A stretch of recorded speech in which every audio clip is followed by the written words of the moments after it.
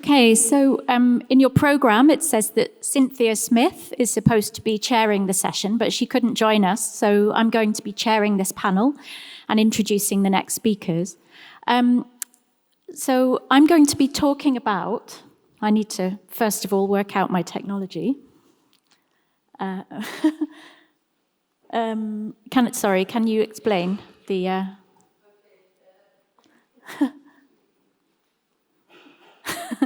So anyway. Yes. Yeah. I'm going to be talking about why the UK needs a climate museum. I'm also going to be talking about how museums can be first responders to the planetary emergency. So I'm going to be talking about a local story or a national story, but trying to draw out themes that are of global or international interest. So we need to take an expanded perspective. I'm still needing to know how to use this thing. Okay, right, now I've got it. So let's take a really expanded perspective. Let's think about our place in the universe. When we talk about the environment, sometimes we think, oh, it's about light bulbs or small things, but it is actually everything. It is life. It's everything that we're interdependent on. So here we are in the universe, and zooming in, here's our planet. And this shows our planet with some storms on its surface. And those storms are getting worse, and the ice caps are shrinking and thinning. So this is the world now. And now let's zoom in further. This is the UK, a frozen Britain. So this is just my country in a kind of freak snowstorm last March. But also, in a way, it's a metaphor. Britain is frozen. It's frozen in indecision. It's being sort of hijacked by political forces who, I call them the plutocrats, essentially plutocrats or kleptocrats, but actually, I think, driven by the fossil fuel industries. And we also have really bad inequality in the UK. So those factors combined to cause Brexit. And you might think, why am I talking about Brexit? It's essentially because all issues are interconnected, and I think driven particularly by the forces of extractive industrialism. So there have been some years of activism in the UK, in the museums world and wider, challenging the power of the fossil fuel industries in our society, but also through our culture. So BP and Shell, other oil companies, use our culture to have a social license to operate.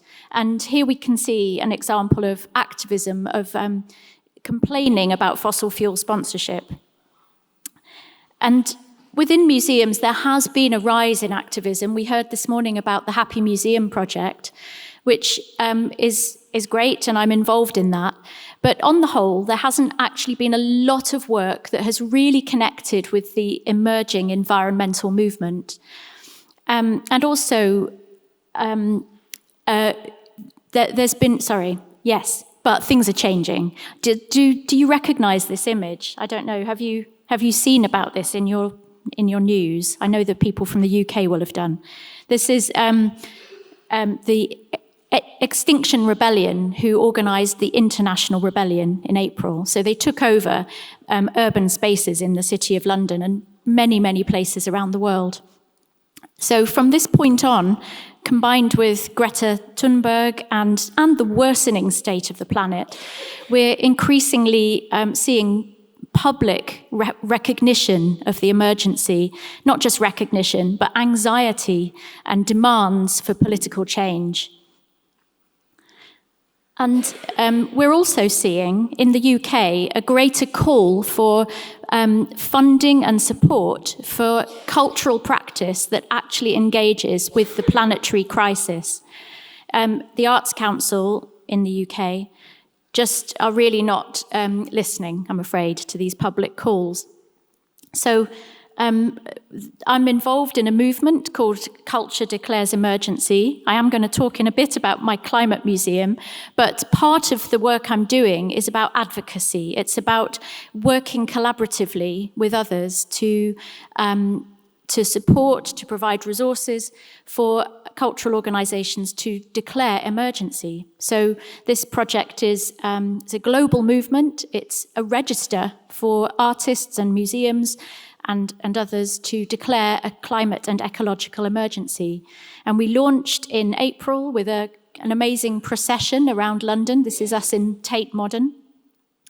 You can ask me more about it, but I'm going to move on. The Museums Association have signed up to declare, and that's a membership organisation of 10,000 museums and museum practitioners. So in declaring, they are saying that they recognise the significant role that museums can play in alerting the public to the threat to our natural environment and to all our futures. And so I'm just going to talk a bit about the things that museums can do if they want to respond to the emergency. I can't see it on that slide there, so I'm going to have to turn around. Oh no, it's okay, it's come. So they can provide space for imagination of possible futures.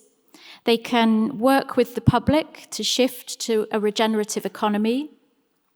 They can be more sustained by ecological and local enterprise.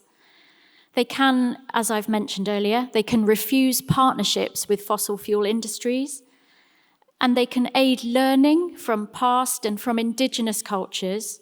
They can help people cope with loss and change, and they can take action and help people act for justice.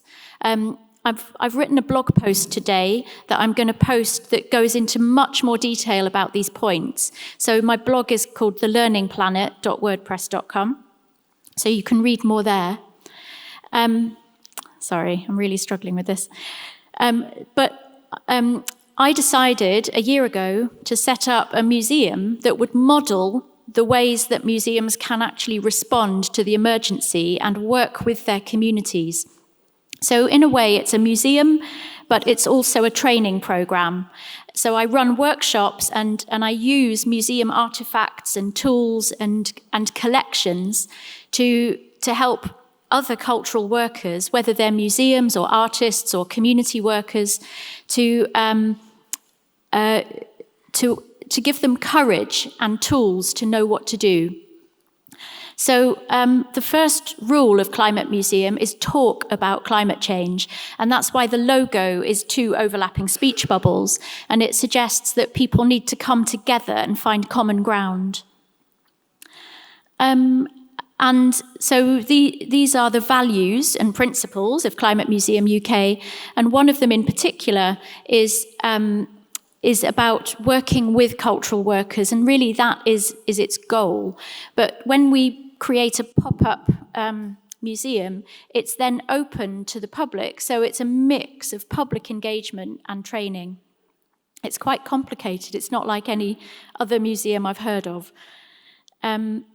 So there's a kind of aesthetic core and a concept that runs through everything we're creating in this museum, and it's this global temperature chart. So this shows the historic temperature rise over the last 170 years, and the colours are not going back to blue. We're always going to be in the red and perhaps beyond.